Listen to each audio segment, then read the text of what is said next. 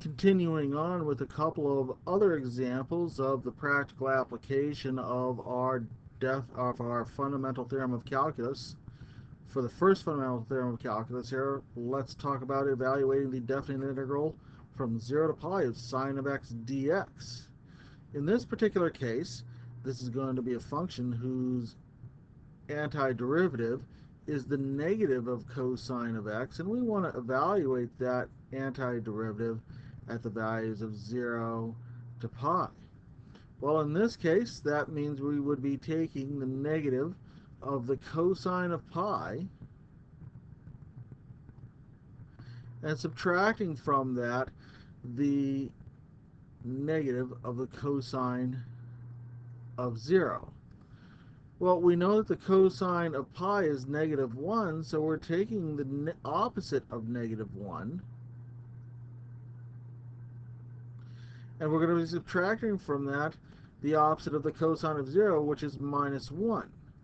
Well, a lot of negatives floating around. Let's clean that up a little bit. 1 plus 1 is equal to 2, which happens to be the area under the curve of sine of x from 0 to pi.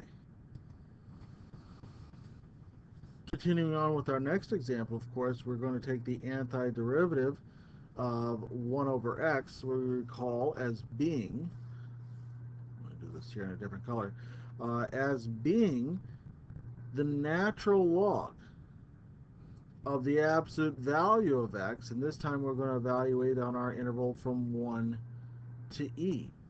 In this case, that's like saying our natural log of the absolute value of e minus the natural log of the absolute value of 1. Looking at that another way, it doesn't matter that the absolute value is there. E and 1 are both positive values, and we recognize that if we take the natural log of e, we're going to get 1, and if we take the natural log of 1, we're going to get 0. So our antiderivative right here, our definite integral from 1 to e, is going to be equal to 1. Well, maybe a word about the curves that we are looking at right here in these practical examples over the last couple of videos. In the case of sine of x on the interval from 0 to pi, when we found our area, when we found our definite integral, it was in fact, as stated, the area underneath the curve on that interval. And that area right here was 2 because it was a value above the x-intercept. When we look at the function 1 over x, we should make careful note of something. The curve y equals 1 over x, shown right here, is the kind of curve that would not be defined at certain points, right? We recognize that at x equals 0, there is an asymptote, while this graph does pass through the point 1, 1. And by the way, it would pass through the point e, 1 over e.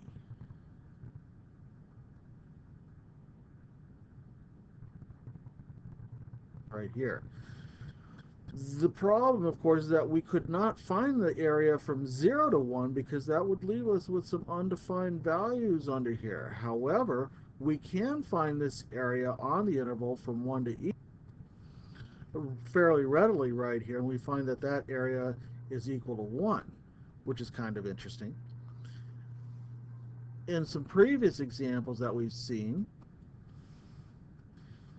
in our first case right here, when we evaluate the integral of 2 to 4, the definite integral from 2 to 4 of 4 minus x squared dx, we might note that the definite integral has a value of negative 32 thirds, and while we sometimes kind of think of that like an area because we're talking about an area between the x-axis and the curve which is beneath the x-axis, we're simply going to take this value that we get from the definite integral to simply represent a number that tells us about the difference of our values of our antiderivative over the interval from a to b.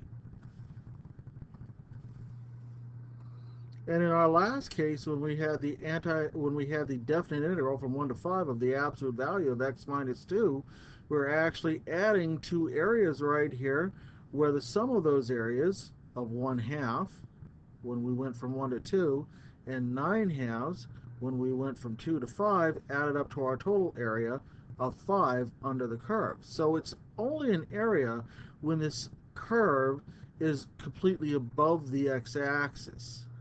But that area also corresponds to the difference in the values of our antiderivatives at the intervals endpoints of A and B.